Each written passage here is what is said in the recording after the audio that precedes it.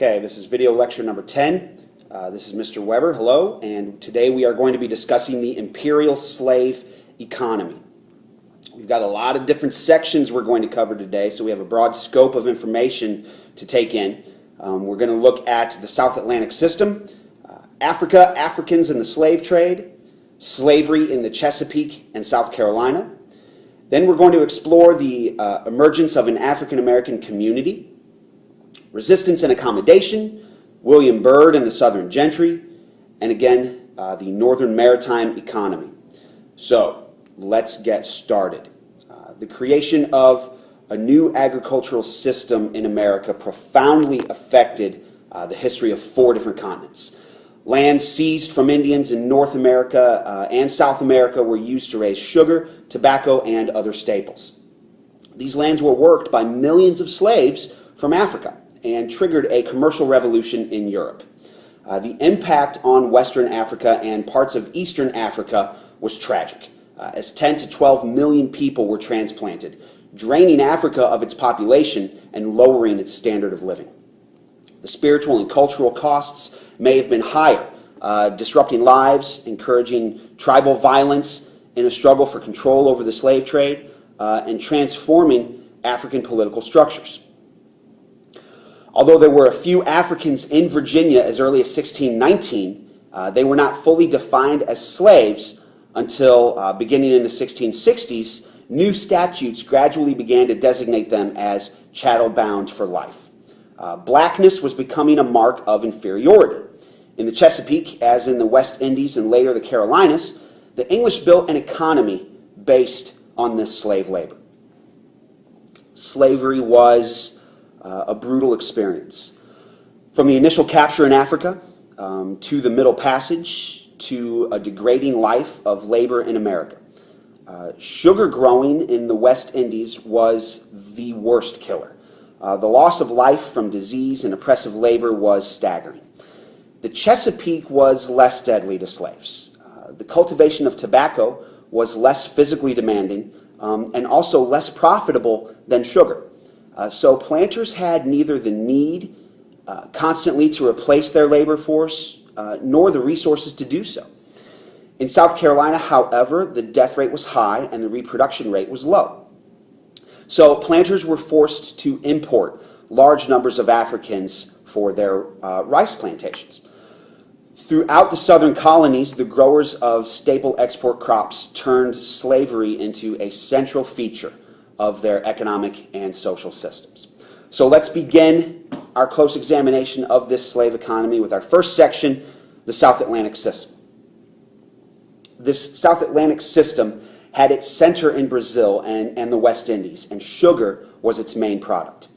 European merchants, investors, and planters ran the system in that they provided the organizational skill, ships, and money needed to grow and process sugarcane, to carry the refined sugar to market, and supply the plantations with European tools and equipment.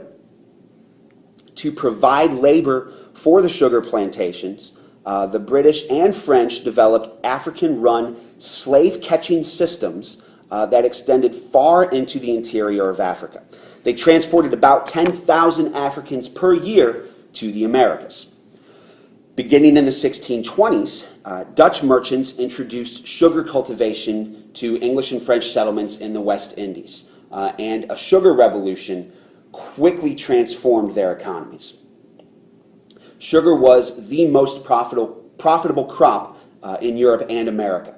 As a result of the Navigation Acts, by 1750, re-exports of American sugar and tobacco accounted for half of all British exports.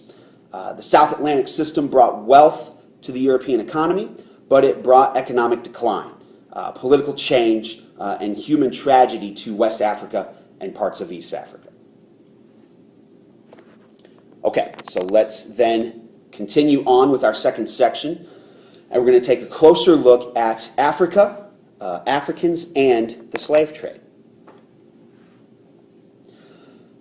The slave trade changed West African society by promoting centralized states and military conquest by kingdoms such as Barcelay and Dahomey. Many of these African kingdoms participated in the slave trade in order to gain wealth and power. Others, such as Benin, opposed the trade in male slaves for over a century. In many African societies, class divisions hardened as people of noble birth enslaved and sold those of lesser status.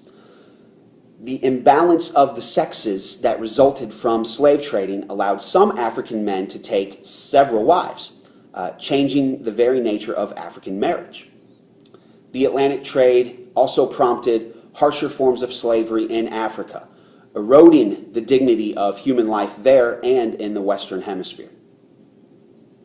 African slaves who were forced to endure the Middle Passage, which was the ship journey from Africa to the Americas, suffered the bleakest fate. Many were literally worked to death after reaching these sugar plantations. Okay, so that's it for our second section. Let's then look at slavery in the Chesapeake and in South Carolina. Planters in Virginia and in Maryland took advantage of the increased British trade in slaves. They imported thousands of slaves and they created a slave society. Slavery was increasingly becoming defined along racial terms. It wasn't initially. In Virginia, virtually all resident Africans were declared to be slaves. Living and working conditions in Maryland and Virginia allowed slaves to live relatively long lives. Some tobacco planters tried to increase their workforce through reproduction by purchasing female slaves and encouraging large families.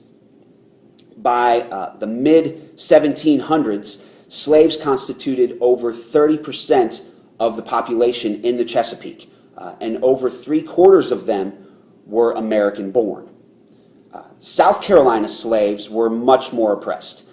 Growing rice in South Carolina required work amid pools of putrid water, and mosquito-borne epidemic diseases took thousands of African lives.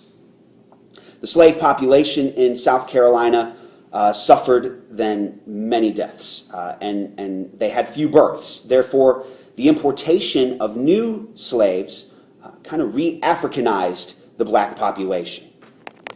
And so this leads to an emergence of a distinct African-American community, and that is our next section. Slaves initially did not regard one another as Africans or blacks, but as members of a specific family, clan, or group of people. The acquisition of a common language and a more equal gender ratio were prerequisites for the creation of an African-American community. As enslaved blacks forged a new identity in America, their lives continued to be shaped by their African past, influencing decorative motifs, housing design, and religious patterns. So let's look into this deeper with our next section, resistance and accommodation. African creativity was limited because slaves were denied education and had few material goods or little leisure time. Slaves who resisted their rigorous work routine were punished with beatings, whippings, and mutilation, including amputation.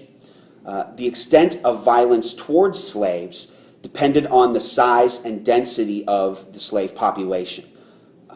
So a smaller slave population usually meant less violence, while predominantly African-populated colonies suffered more violence. The Stono Rebellion of 1739 in South Carolina was the largest slave uprising of the 18th century. White militiamen killed many of the Stono rebels and dispersed the rest, which prevented a general uprising. Okay, so let's do the next section, William Byrd and the rise of the Southern Gentry. As the Southern colonies became slave societies, life was changed for whites as well as blacks. As men lived longer, patriarchy within the family reappeared.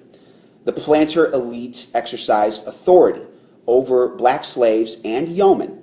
And remember, yeomen were the American equivalent of oppressed peasants and serfs of Europe.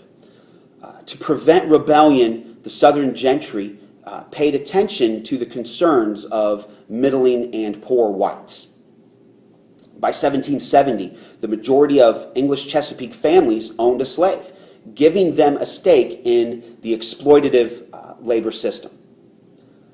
Taxes were gradually reduced for poorer whites and poor yeomen, and some tenants were actually allowed to vote.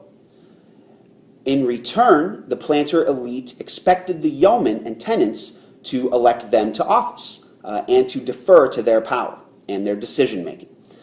By the 1720s, the gentry took on the trappings of wealth, modeling themselves after the English aristocracy and practicing gentility, a refined but elaborate lifestyle.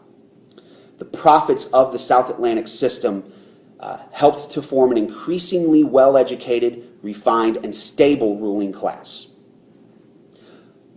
So, let's then move on to our final section today, which is the Northern Maritime economy. The South Atlantic system tied the whole British Empire together economically, in part through bills of exchange, a form of credit offered by London merchants and used by planters to buy slaves from Africa and to pay North American farmers and merchants. West Indian trade created the first American merchant fortunes and the first urban industries, in particular shipbuilding and the distilling of rum from West Indies sugar. In the 18th century, the expansion of Atlantic commerce in lumber and shipbuilding fueled the rapid growth in the North American interior, as well as in seaport cities and coastal towns. A small group of wealthy landowners and merchants formed the top rank of the seaport society. Artisan and shopkeeper families then formed the middle ranks of seaport society, and laboring men, women, and children formed the lowest ranks. Historians have tested this hypothesis by studying the probate inventory of selected individuals. Between 1660 and 1750, then, involvement in the South Atlantic system brought economic uncertainty as well as jobs to northern workers and farmers. Okay, so this is it for video lecture 10. There are a lot of different things for you to consider in this video lecture, so make sure that you are paying very close attention to your reading. Please answer the review questions in your notes, and then, of course, as always, move on to the reading.